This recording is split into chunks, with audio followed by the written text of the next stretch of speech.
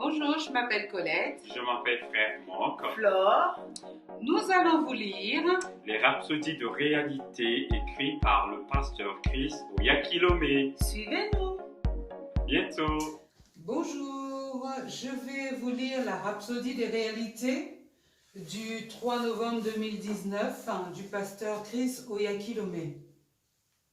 Le thème d'aujourd'hui, c'est le principe de Dieu pour la protection. Le principe de Dieu pour la protection.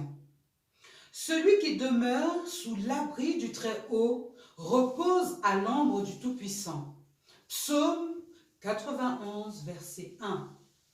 À la naissance de Jésus, la Bible nous dit que le roi Hérode organisa une chasse à l'homme contre le petit enfant pour le tuer. Mais un ange du Seigneur apparut à Joseph en songe et lui ordonna de prendre l'enfant et sa mère et de s'enfuir en Égypte. Matthieu 2, versets 13 à 14. Joseph suivit l'instruction qu'il avait reçue. Mais pensez-y un instant. Nous ne parlons pas d'un quelconque enfant. Nous parlons de Jésus le Sauveur. Ne devait-il pas être protégé par tous les anges? Pourquoi fuir avec lui en Égypte? Pourriez-vous demander? Tout d'abord, comprenez qu'il n'y avait aucune tromperie dans l'instruction que l'ange a donnée à Joseph. La vie de Jésus était vraiment menacée et Hérode aurait pu tuer l'enfant, le petit enfant, si Joseph n'avait pas suivi cette instruction. De plus, remarquez que l'ange du Seigneur n'a pas dit « fuis en Syrie ». L'instruction était claire « fuis en Égypte et reste-y jusqu'à ce que je te parle ». Matthieu 2, versets 13 à 14. Si Joseph était allé en Syrie, il aurait rencontré un autre problème. Il est important que nous soyons là où Dieu veut que nous soyons. Sa protection n'est pas partout. Elle se trouve dans ses instructions. Nous avons un exemple similaire en Exode 12. En raison de la farouche résistance de Pharaon et de son endurcissement de cœur pour ne pas laisser le peuple de Dieu partir, l'ange de la mort fut chargé de faire des ravages en Égypte. Cependant, le Seigneur a demandé à chaque famille des enfants d'Israël de tuer un agneau et de marquer le ponton de leur porte et leur linteau avec le sang de l'animal immolé.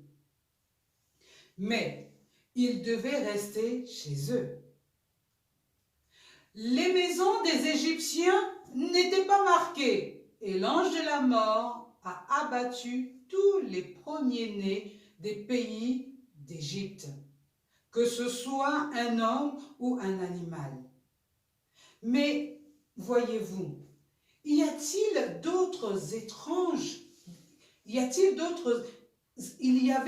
étrangers en Égypte qui n'étaient pas juifs, étaient cependant au courant de cela et avaient marqué leur maison.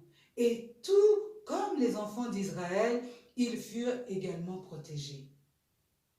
Nous le savons parce que la Bible dit qu'en Israël sortit d'Égypte, une multitude de gens de toute espèce montèrent avec eux. Exode 12, 38. Ils ont échappé à ce chaos parce qu'ils ont obéi au principe de protection de Dieu.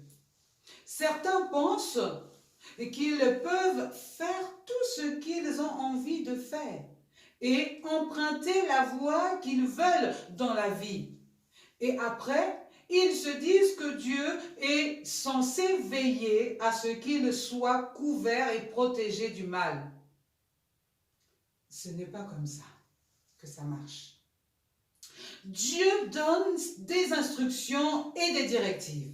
Vous êtes divinement protégés en suivant ces instructions et ces directives qu'il vous a données. Vous êtes protégés de toutes les attaques et du mal qui détruit les autres lorsque vous demeurez dans sa parole. Il est le chef. Quand il vous dit quoi faire, où aller, obéissez. Lorsque vous vous conformez à sa volonté parfaite, vous serez toujours en sécurité. Alléluia. Confession. Je demeure en Christ, donc je suis toujours en sécurité, à l'abri de toutes les attaques du mal qui détruit les autres. Toute arme forgée contre moi sera sans effet, car la parole de Dieu est ma vie. En Christ, je vis. Je ne meurs, je me meus et j'ai mon être. Alléluia.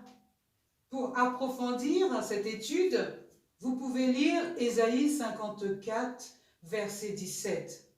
Toute arme forgée contre moi sera sans effet.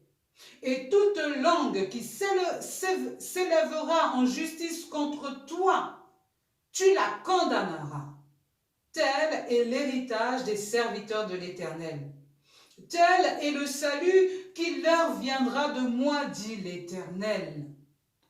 Psaume 91, versets 1 à 12, vous pouvez aussi continuer la lecture, elle vous sera bénéfique. Soyez bénis au nom de Jésus. Amen.